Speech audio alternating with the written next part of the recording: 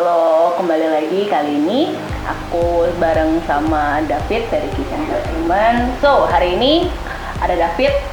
Kenalin dulu, Fit. Biar mereka katakan kalau kenal nggak sayang. Iya, betul. Nah, coba kenalin dulu. Oke, gue David dari Kiss Entertainment. Kiss Entertainment ini udah dari start dari 2015 ya kira-kira ya. Jadi udah sekitar 5 tahun deh. Dulu awal-awal gue itu emang sebelumnya emang main musik di wedding, tapi belum punya entertainment nih zaman-zaman dulu lah pokoknya deh. Main cuman player. Player, betul. Kayak nasib kita mirip ya. Terus gue ngerasa itu kok di beberapa wedding, nggak semua ya, beberapa wedding itu ada musik-musik yang kayak cuman sekedar ada aja jadi istilahnya, tapi pas didengerin lebih detail itu mereka ternyata ya cuman main untuk sekedar mengisi acara jadinya. Jadi untuk kayak ya udah yang penting ada bunyi-bunyi alat musik deh, tapi sebetulnya yang mereka mainin itu ya nggak appropriate, maksudnya nggak appropriate for wedding gitu, kayak seumur hidup gitu. Iya ya. betul, kayak mereka cuman kayak sekedar ngisi musiknya aja gitu. Nah dari situ gue ngerasa kok kayak gini, terus gue mulai untuk berpikir untuk ya udah gue mau coba untuk jalanin ini sendiri. Jadi dari since gue juga musisi kan, jadi dari player-playernya, dari singer-singernya itu gue personally yang pilih. Jadi kayak detail-detail tentang mereka, cara mainnya segala itu gue perhatiin bener-bener gitu. Jadi selama acara itu sebisa mungkin musik yang dimainin itu berkualitas gitu. Wah, gue merinding. Berarti gue udah gak masuk kualifikasi. Zaman pemain keyboard cabutan. Soalnya kalau klien kamu tanyain playlist kan biasa banyak nih ya klien datang ke kita kayak, wah belum tahu nih mau pilih lagu apa.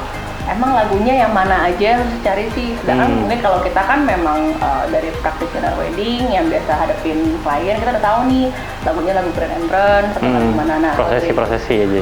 Nah, kalau dari entertainment sendiri biasanya concernnya lagu-lagu mana sih yang orang tuh kalau boleh sebener-bener yang mewakili mereka punya momen. Untuk prosesi atau untuk selama dinner nih? Mungkin dari awal dulu kayak ya, dari awal ya? Terus dinner gitu. Oh oke. Kalau gue sih biasa dari awal deal ke klien dan konsultasi segala hal yang gue utamain itu lagu-lagu untuk prosesi dulu.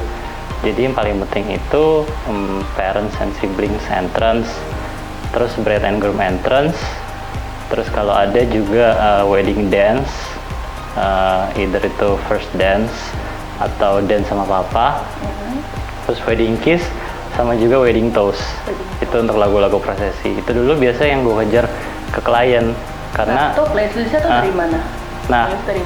Nah kalau playlist itu sebetulnya kita ada sediain, cuman sebisa mungkin gue dari awal tekanin kalau misalnya untuk misalnya paling krusial itu bride and groom entrance itu harus lagu yang mewakili mereka berdua. Karena tuh pas momen mereka jalan pertama kali. Iya betul, dan itu yang orang yang benar-benar dengerin dari awal, kayak istilahnya orang benar-benar dengerin lagunya, bukan waktu kalau dinner kan lebih ke pengisian. Jadi ini harus lagu yang emang benar-benar memiliki background mereka berdua kan? Iya, memiliki background mereka berdua, atau enggak mereka yang berdua suka, atau liriknya yang mewakili perjalanan cerita mereka juga bisa gitu. Itu satu lagu yang paling challenging untuk dicari ya? Iya betul, dan itu harus mewakili bride and groom-nya juga, jadi bukan cuman oh ini bride-nya doang yang suka tapi groom-nya kayak ya gitu, kayak nggak boleh ya. Sebisa mungkin harus mereka berdua cocok gitu. Good insight. Nah, kalau sebagai entertainment sendiri nih, kan ada si MC, ada si WO. Nah, gimana sih sebenarnya insight dari dirimu nih sebagai entertainment? Kita ini bareng-bareng bikin apa bilangnya ya? Suasana, momen, chemistry sama klien itu gimana sih? Supaya mungkin ketika nanti kliennya ketemu, klien tuh kebayang, oh ternyata entertainment itu bahwa suasana itu kayak gini loh gitu. Mungkin yang dari previous wedding saja pengalaman dari David gimana? Nah kalau entertainment itu sendiri sebetulnya menurut gue itu megang peranannya itu sebagai pembawa suasana kali di wedding ya. Udah pembawa suasana atau mood, dan juga untuk support si MC-nya sendiri. Support MC ya. Jadi MC itu biasanya kan mereka punya flow acara, kayak misalnya dari awal mereka mau dibikin suasananya agak naik sampai ke wedding toast di puncaknya, baru mulai salam-salaman tuh mulai agak slow down lagi. Nah itu tugasnya entertainment itu untuk mensupport suasana itu, momen-momen yang pengen dibawain sama MC itu. Jadi ya entertainment tanggung jawabnya besar juga ya, dengan segitu banyak player, segitu banyak pemain, banyak playlist, nggak boleh salah chord ya Fit ya? Iya udah. Kalau salah chord gimana tuh Fit? Kalau salah chord, kalau nyanyi lalu tumbang gitu, penyanyi bisa tiba-tiba sakit tenggorokan gitu gini kan, soalnya cempreng gitu. Nah itu tuh yang perlu diperhatiin, makanya sebisa mungkin cari entertainment yang memang mengerti musik juga kali sih itunya ya.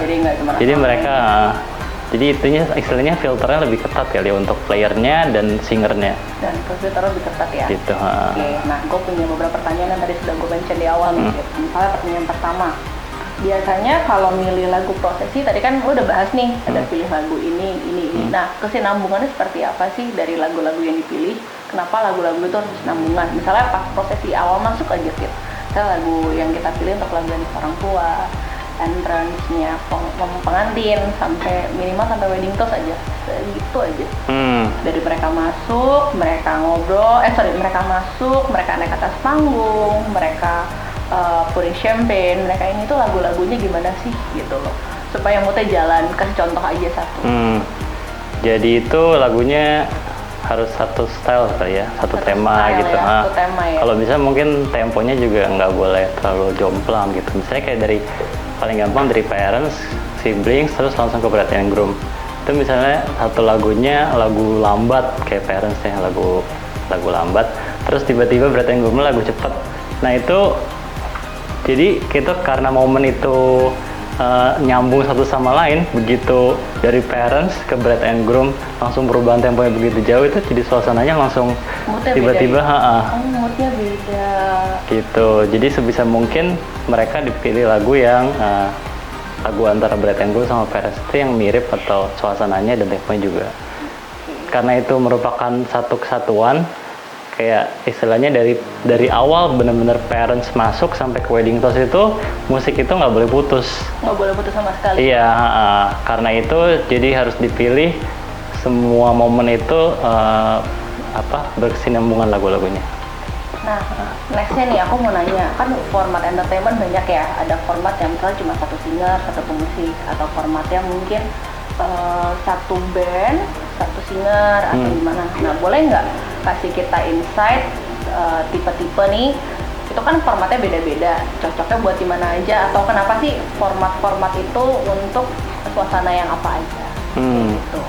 Nah, kalau nentuin format entertainment, bisa dari tema dekor, bisa dari size ruangan itu sendiri. Kayak misalnya contohnya nih ya, kalau kita venue kita itu misalnya indoor, terus mungkin tamu-tamunya cuma mungkin let's say 100-200 orang, mungkin tuh musik yang cocok untuk kayak gitu mungkin musik-musik jenis akustik atau musik yang simple. Berarti kalau yang 150-200 orang ya? Iya, okay.